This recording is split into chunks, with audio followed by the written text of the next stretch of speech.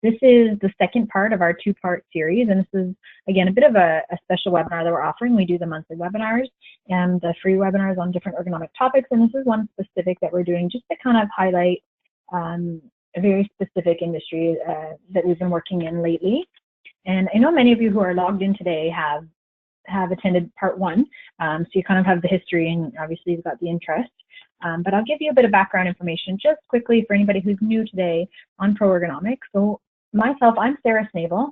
I'm one of the co-owners of Pro Ergonomics. I'm a registered kinesiologist and a certified professional ergonomist.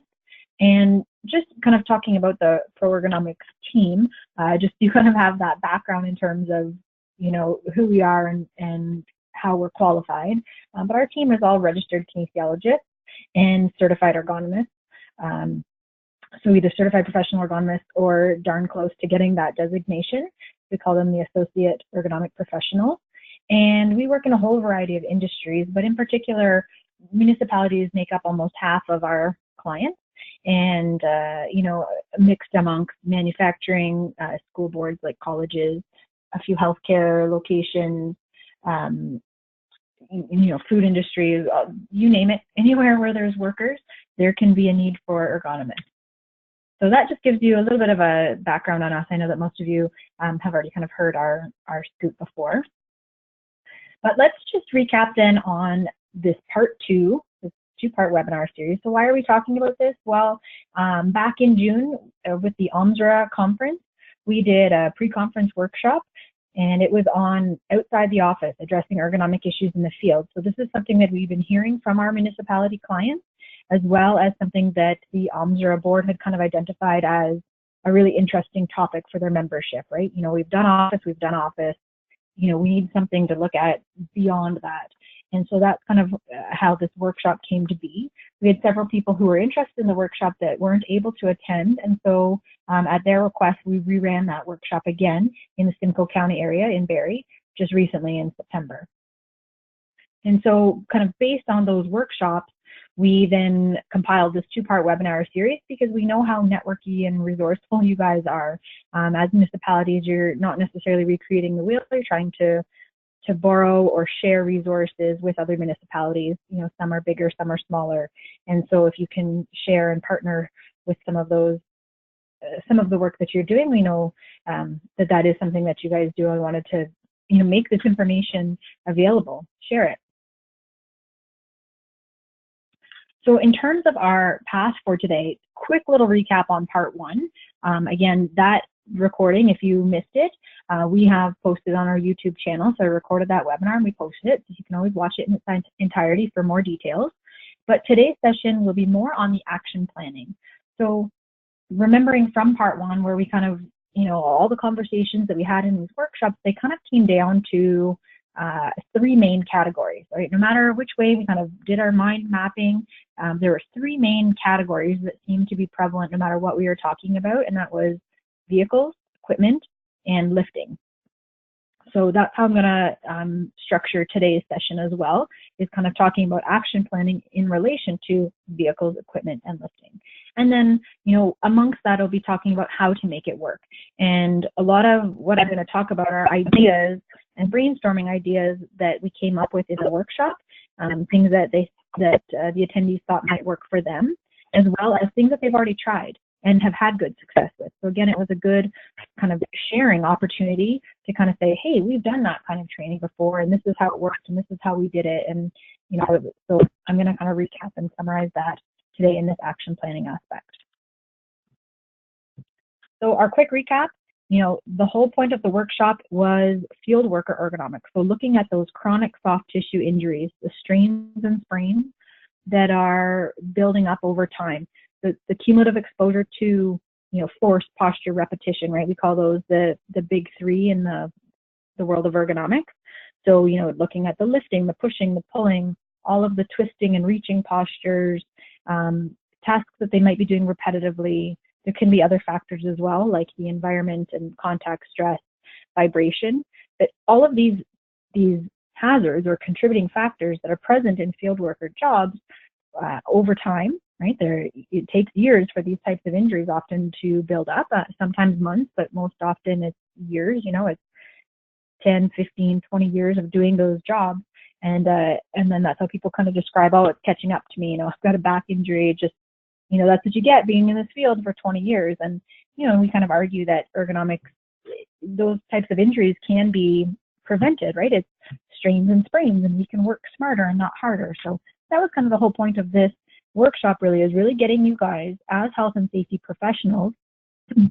We know you're knowledgeable on ergonomics. However, we also know that you're overwhelmed with a zillion things on your plate. And so when talking about field worker ergonomics, we encourage you to really put on your, I call them your ergonomic lenses, you know, so try to filter out all of that other safety stuff, all the much more hazardous safety stuff, and just focus on hazards that are related to musculoskeletal disorders, or MSDs, right? So looking at those ergonomic factors, force, posture, repetition. And so kind of based on that, all of the discussions that we had, we were able to categorize things into, you know, vehicles, whether it be dump trucks, pickup trucks, ride-on lawnmowers, ice resurfacer, gosh, like the list goes on and on, the backhoe, lots of different kinds of vehicles. And then again, the list of equipment was probably even longer than the vehicles, right? It could be a pole saw, a chainsaw, hand tools and power tools, could be the line chalker for the sports fields. You know, there was a whole long list of different equipment that kind of had some interesting challenges too, which again kind of tied into lifting, right? So regardless of the job, it all seemed to be relatively physical. And, you know, I put lifting here, but we probably, in the ergonomic world, we'd probably categorize that as manual material handling, so that we would capture in like the lifting, pushing, pulling, carrying, all of the different forceful elements.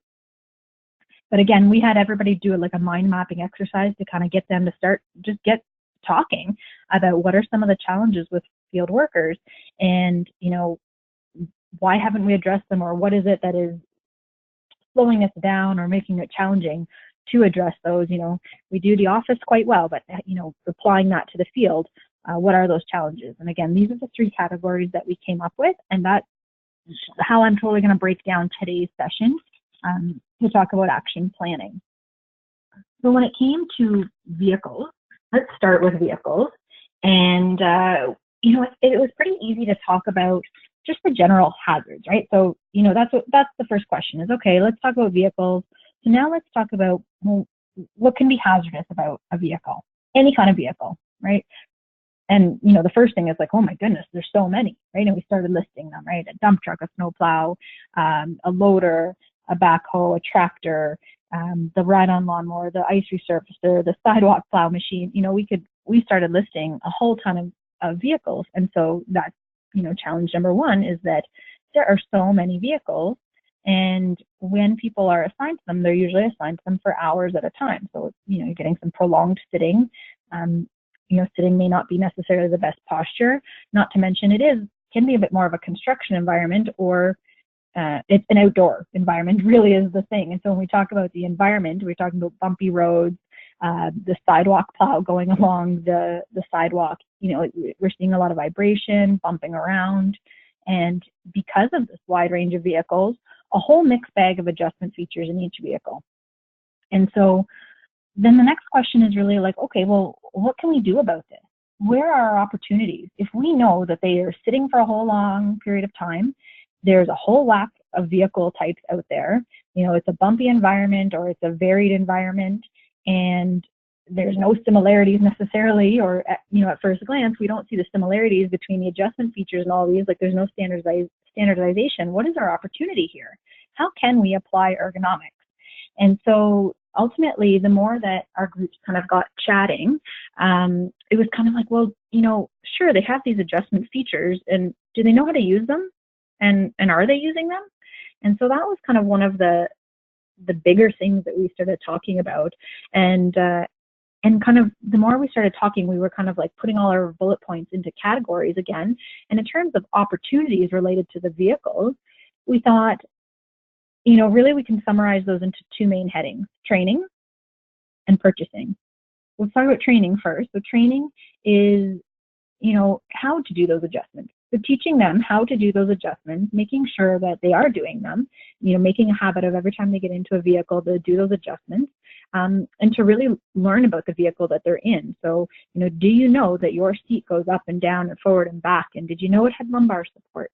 And did you know that your control panel can go, there's likely a couple of adjustments that everybody knows, but, you'd be shocked that even though somebody might sit in that vehicle for hours on end, day over day, how little they actually know about all of the features. And so in our group, we really felt that training was a big opportunity here. And so I'll come back to the purchasing side, but talking about vehicle training, it's like, okay, great. So now we want to train our field workers on how to do those vehicle adjustments, make them aware of what those adjustments are, go over with them how do they do that, and make it practical. So the first question that I think is a pretty obvious answer, and we all agreed on this, is, well, would we do this in a classroom setting? No, absolutely not. This is not a PowerPoint classroom setting type of a training. For sure, you could get some theory that way, but think about your audience here. Think about your field workers. They're not necessarily classroom folks. I mean, most of us aren't really ideal learners in like a classroom environment. We want it to be practical in our work environment. So that's really, I think, the number one goal here is to make it practical, to do it in the actual vehicles. And then really talk about how you would deliver this type of training effectively. So, it was like, great, okay, yeah, we'll do training on vehicles. And then it's like, okay, well, no, wait, stop and think, who's going to deliver this training? Is it going to be you, right? So assuming you guys hold that kind of health and safety coordinator, health and safety manager type of role, is it you that's going to go out and do this training? So think about all of the things that you do in a day, a week, a month, a year, all your responsibilities. Are you the best person to give this training? We talk a lot about how your time and resources are limited. And so realistically, you might be able to kind of start this training, but think about how many field workers you have and, kind of who you're classifying as your field workers and all the different vehicles you have and the number of workers you actually have that are operating them. Are you the best person to deliver this training, right? To make it effective. And so, kind of got the group thinking, well, who else could deliver the training, right? Or who else could you get to help you deliver the training or kind of pass it on? And potentially the supervisors. Great, that's a great idea. Now, thinking again, your supervisors have a ton on their plate as well. And so thinking like, okay, is that really your best resource? And I think definitely they are a resource that you need. And for each of you, I mean, this isn't to say that that's not who you would use, but just, thinking about all of the different options that you have. And for each of you, each municipality, based on your size, kind of your goals, your budget, your time, your resources, you may have a slightly different answer here on kind of how you're going to do your delivery and who you're going to get to help with you, but potentially supervisors. And also, what I might just suggest here is to think about whether or not, your supervisors tell your workers a lot of information, right? They do a lot of scheduling, organizing their work, lots of things that they're telling the workers. And so is this going to be best received coming from the supervisors, right? And are supervisors also going to have the time? And so then the group started thinking, well, what about if we did more of a train the trainer method? That might be easier. We could have a couple of champions or ambassadors, kind of leaders, like actual workers in the field, maybe one or two people from parks, one or two people from roads, kind of representing all of the different areas that we could kind of deliver this training to and kind of make them the trainers. They'd be able to go back and pass it on to their peers. Great idea. And that might be an avenue that you almost have to take depending on how many workers you have, right? For some of you, we could be talking 10 to 20, a smaller municipality, and others we could be talking hundreds. Realistically, we need to think about how we're going to deliver this type of training. Possibly you might want to think about other ways that you can incorporate it. There is that kind of traditional training session, where we say, okay, from 8 till 9 o'clock, we're going to meet here. We're going to go through all of this. But it could be just, tips and tricks that you incorporate into your safety talks. I know many of you are doing them daily, weekly, and a whole variety of things. But no reason why you couldn't include ergonomics and specifically vehicle ergonomics as one of those safety talks. And something that we passed around in the workshop was this tip sheet that we've created, just kind of driving ergonomics, adjusting your vehicle. So for anybody who's on today, if you're interested in that, by all means, send me a quick email. I don't mind passing that along to you. You can have that as a resource. And another municipality, actually, this was an interesting aspect. They actually mentioned that they've done this as a wellness day, and this is something that actually Pro Ergonomics was involved in.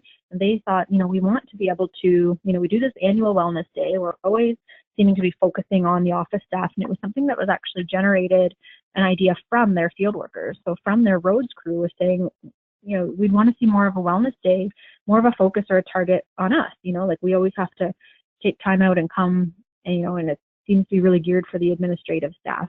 And so, the health and safety team basically said, well, what is it that you'd like to see? And so, we kind of worked with them and came up with this vehicle ergonomics session. So, we had a variety of vehicles, I think maybe 4 different vehicles, anywhere from like just a regular car, pickup truck, and a loader. Kind of had a variety of vehicles, and that way then staff could rotate through each vehicle and they'd get some one-on-one time to learn how to adjust the vehicles. And to be honest, the feedback from that was very, very positive. In particular, the roads crew, one, they liked it because they learned a lot more about their vehicle, but they kind of really appreciated the fact that the administrative staff were getting out there and kind of really seeing how big and challenging their job can be, right? So it was kind of a nice sharing of both worlds, really. So there's a couple of different opportunities that you have here in terms of how you might do this. You could do it in a big group session, but again, thinking about making this practical, the vehicle is only so big, right? And if you really want somebody to sit in the vehicle and feel how to adjust it, personally, I think your best bet is to do it in small groups. And then, I'm thinking like small groups, 2, 3, probably no more than 5, because the bigger you get than that, then what happens is, people can't stay close, right? They can't stay close to kind of see. It takes a lot longer for everybody to sit in the vehicle and adjust it. You want to keep those groups small. I do think that's something that when we talked about it, that it would be, those would be some key things that we thought would make it most effective. And again, kind of highlighting where we thought where most people, like in terms of creating their action plan, I think most people in our session kind of thought they were going to go more of this train the trainer route. They definitely wanted to look at that as an approach. Okay, so again, think about what might work for your municipality, kind of the resources you have and the size and the number of employees you're actually trying to reach, and think about how you might be able to incorporate that. In terms of purchasing, right, so the vehicle training, that's something that you can do right now, right? You don't have to wait to purchase anything new, but something that, we were all talking about in the room is like, well, what about, like, we should make sure that our trucks do have all those adjustability features to make sure that they have the ability to adjust them all. Great, absolutely we should. However, that is realistically a more long-term goal, right? The cost to replace a dump truck is, multi-thousand dollars, right? It's not something that's going to happen overnight. And so, by all means, I think it should be something that is on your radar. But you want to look at some of the things you can do short-term as well as long-term, right? So not just, if you do everything long-term, then people don't see you taking action right away. But, think about this. If you yourself are the health and safety person, are you involved in the purchasing? I mean, great. There's a lot of vehicles, a lot of equipment that's purchased. Potentially you're not involved in every single purchase, but who is involved in the purchase? Who's deciding what features are going to be in that truck that we're going to purchase next year, right? And are the staff providing their feedback in this sense? So, we talked a lot in these workshops about this, and we really got a mixed bag of responses here. So in some cases, especially if it was a smaller municipality, the staff really did have feedback. It's like, you know what, we really love this new seat. Let's make sure that all of our trucks have this style of seat in the future. Or, you know what, the company kind of missed the boat in how they installed this, the arm, like the arm for our control panel, right, in a snowplow. So we want to make sure that we go back and that doesn't happen again. We don't want that style again. So in some cases, there was some informal way of getting that staff feedback and incorporating it into purchases. And in some cases, it was more formal or non-existent. Again, it was a little bit of a mixed bag. And so, again, I think it sparked a lot of ideas that, you know what, that would be great. We really should be looking at, who's purchasing this and, giving them maybe even a checklist of things to consider, right? If you can't yourself be involved in every single purchase, which, realistically, that's a big time constraint, maybe a checklist.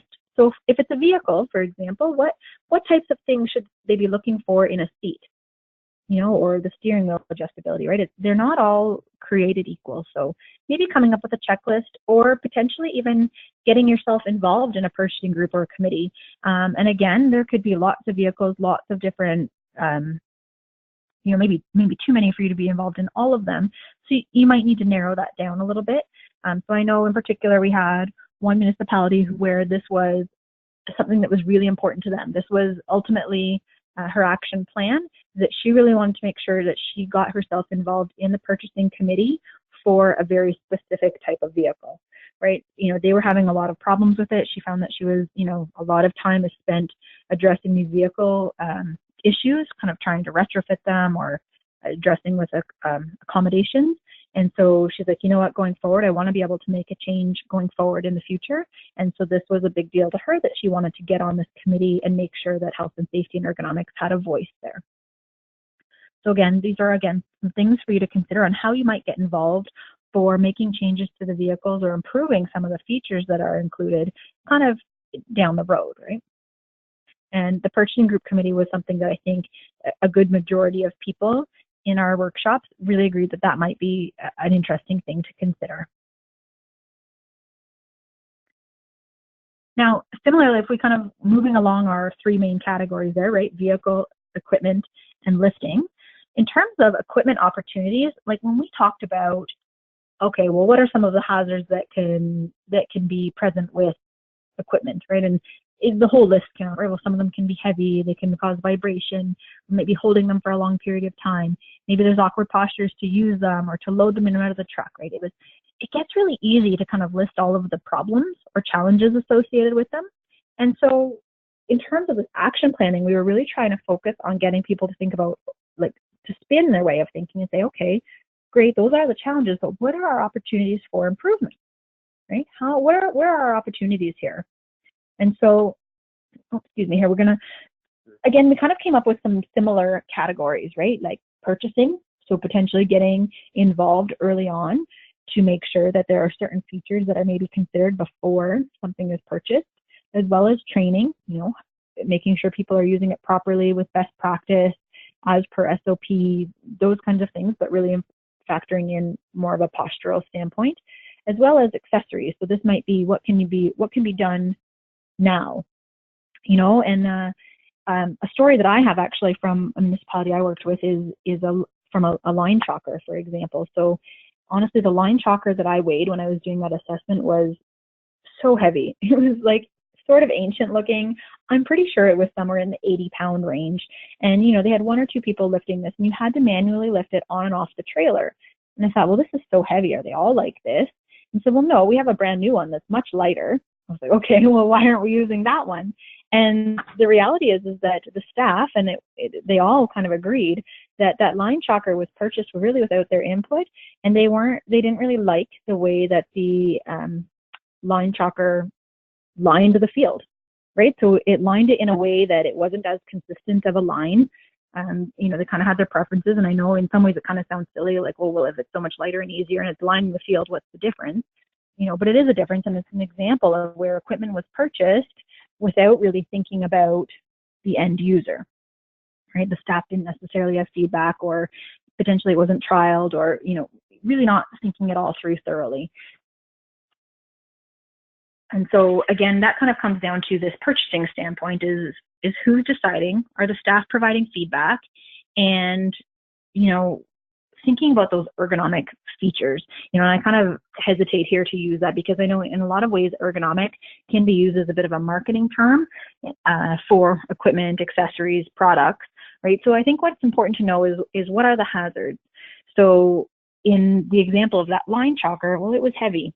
It was heavy, and staff had to lift it. If you kind of follow the cycle of the line chalker to actually get it out to the field, they're maneuvering it through the garage, lifting it onto the truck. They get out to the field. Usually there's only two members of a crew there, so the two of them would then lift it off, and then they'd have to walk it along the field, but then they'd actually have to carry it in between the bases as well, like on a baseball diamond. so that the chalk, wouldn't drop. And again, remember, this is a really old, ancient, kind of a homemade jobby line chalker. So, you follow the path of this line chalker as an example, and the hazard really, there's a lot of lifting. And so that's a huge opportunity for improvement. But before we purchase something new, we want to make sure that we're looking at all the right features, and this could be, again, knowing the hazards, knowing the challenges or issues with the current equipment, and making sure that what we are going to purchase isn't going to create a new hazard. Similarly, this is always just my interest, is that, did you know that backpack blowers are only right-handed use? So a backpack blower, a leaf blower, they have the hose coming out on the right side, and I've since learned that the way the motor blows. But when people are using the leaf blower, the backpack blower, they're usually using it for hours on end, usually in the fall season, right? There's times through the year, maybe you're blowing out under the dugout at a baseball diamond, wearing it for 10 minutes at a time. But in the fall, when all the leaves fall, it could be hours on end that they're out there using that. And so, one of my suggestions from a work methods perspective was, well, why not alternate between right and left hands? And it turns out that the hose just doesn't bend that way. So turns out they don't actually make them at all. So, opportunity out there for any of you who are kind of innovators. If you could do a way where that hose could actually go onto the left-hand side, I think that would be a huge opportunity. Right, so making sure you get the staff feedback and knowing the hazards. I think as a group, when we were discussing these in our workshop, those are the two main things that we really wanted to make sure. So again, knowing that you can't necessarily, like you yourself can't necessarily get in on every single piece of equipment that's going to be purchased across, all of the departments in your municipality, making sure that maybe there's like a process, or educating the people who are involved in the purchasing on some things that they need to think about, right? Including ergonomics in their decision making. When it comes to equipment accessories, there may be some opportunities here as well in terms of things that you could add on to your equipment. So if you have the weed trimmers, for example, potentially you might want to consider straps, right? An over-the-shoulder or a harness type of strap can help support the weight. You might want to consider straps as well for pole saws, if you have them or you don't have them. Now, it's not to say that just because there is an accessory available for the equipment that it's really going to solve the problem. Again, it's kind of about knowing the hazards and making sure that that accessory, that product, that add-on is actually going to solve the problem. All right, so kind of, there are straps out there, and it's kind of similar to that line chalker. Well, we knew the problem, we got a new one, and now they're not using it. Or we bought harnesses and they're not using it. It's like, okay, well, why aren't they using it? And kind of trying to dig a little bit deeper. But before you just go out and say, like, okay, we need to make sure we have these harnesses, or we need to have, this style, we need to have oh gosh, one of my favorites is those ergonomic like screwdrivers or tools or something, right? So a wrench with a right angle in it, right? A bend in it, and they call it ergonomic. And it's like, well, it's ergonomic sort of, in the sense that, yeah, it might help you to use better wrist postures in some situations, but more so, that's just it, in some situations, right? It's better to kind of use the right tool for the job, so to have a wider selection and be able to know when and why to use different tools, right? That have different grip styles, that have different handles. Just because something has a contoured handle doesn't and they call it ergonomic on the packaging, doesn't necessarily mean that it actually is ergonomic, because that contoured handle will have to fit somebody's hand exactly. So for some people, they may love a contoured handle, and for some people, it may actually create more awkward postures.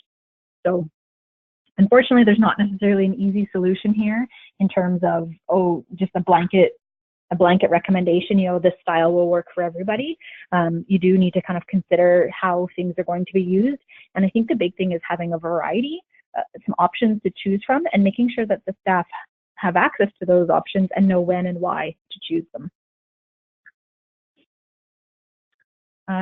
Before I move on to lifting, actually, I just wanted to touch on the equipment training, because I didn't create a specific slide for that, but that was one of the other elements. I'll just go back to that. It was one of the other elements that I wanted to talk about with equipment, but it follows a very similar kind of outline to what we were discussing with vehicles, right? Make it practical and think about, how you might do that type of training and who would be the best person to deliver that training, right? Would it be like the vendor? Would it be the yourself? Would it be the supervisor? Would it be, would it be a train the trainer type of thing? And kind of what that content be?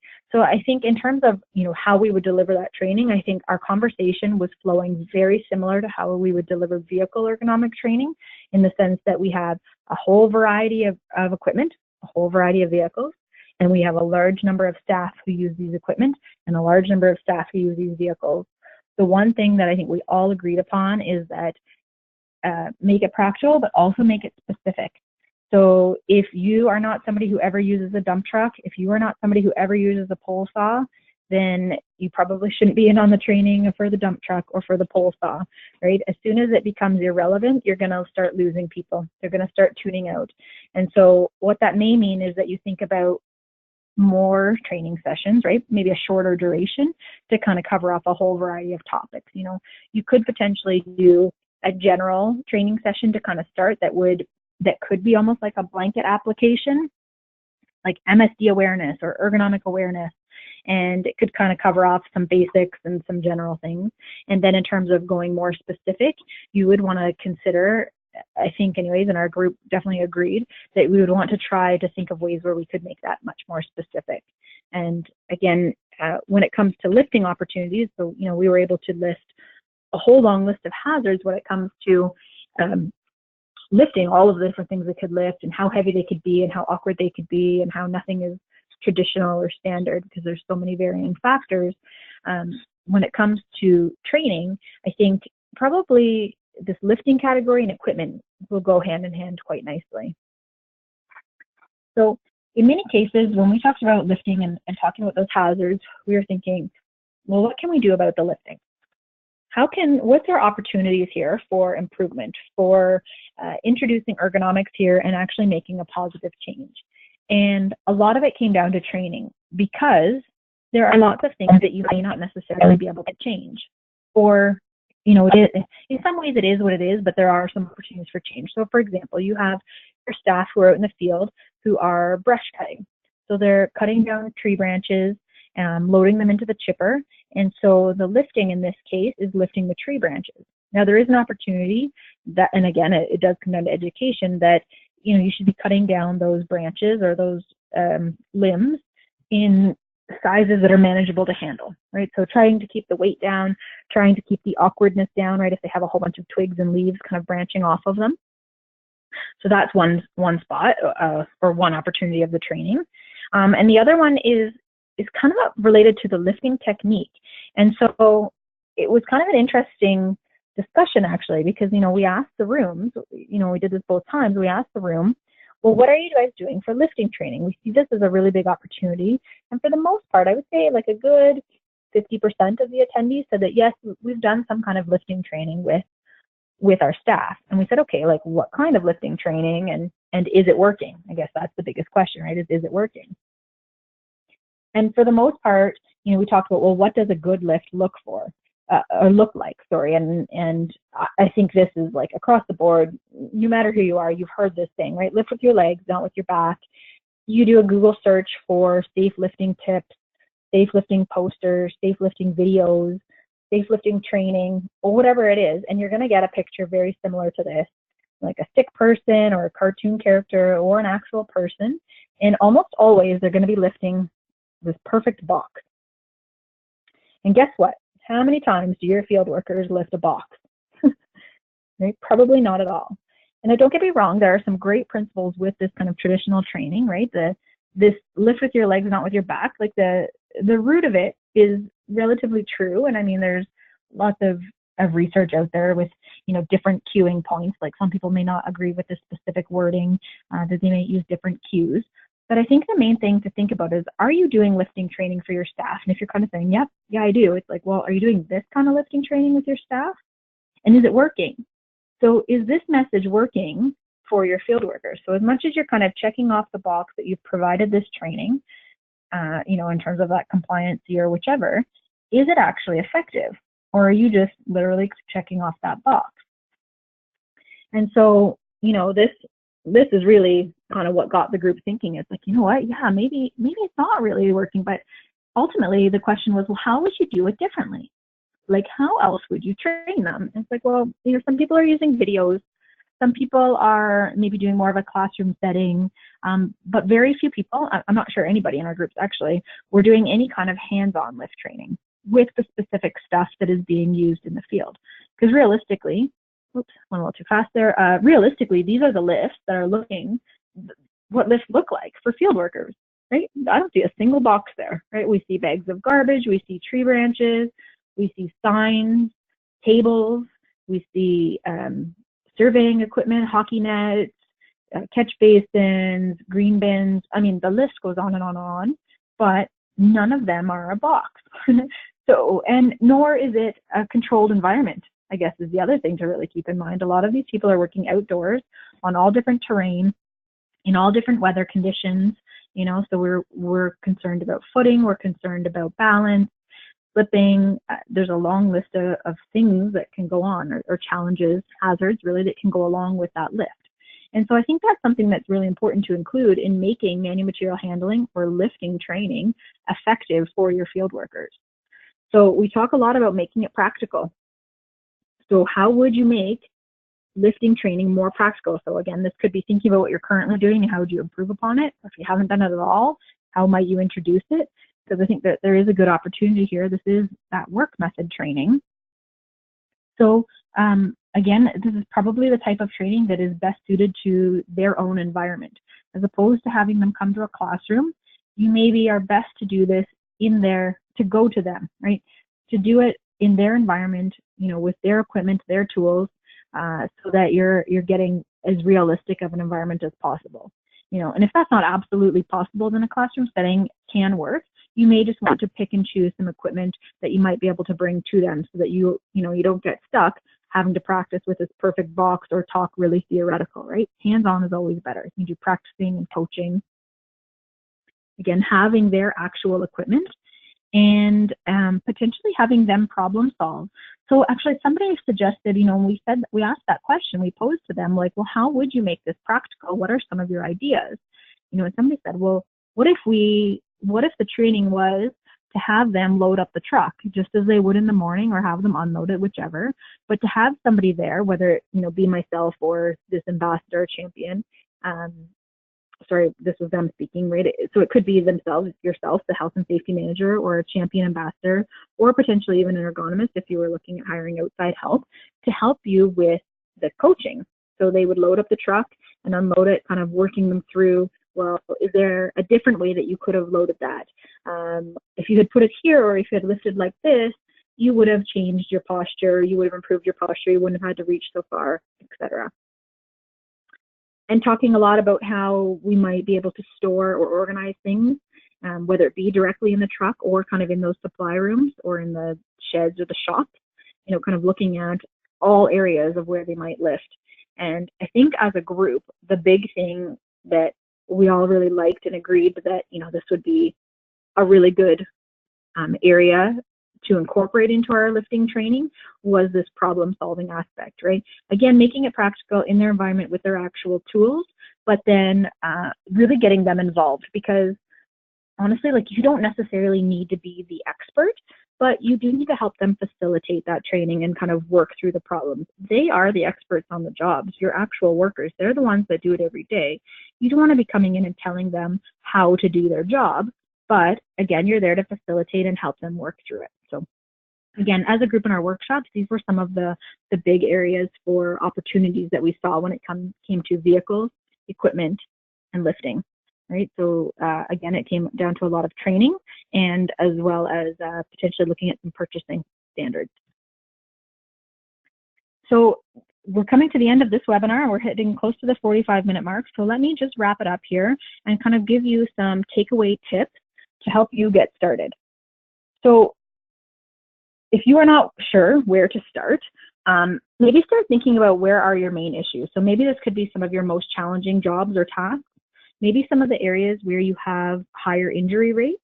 And again, think about musculoskeletal disorders, the strains and sprains.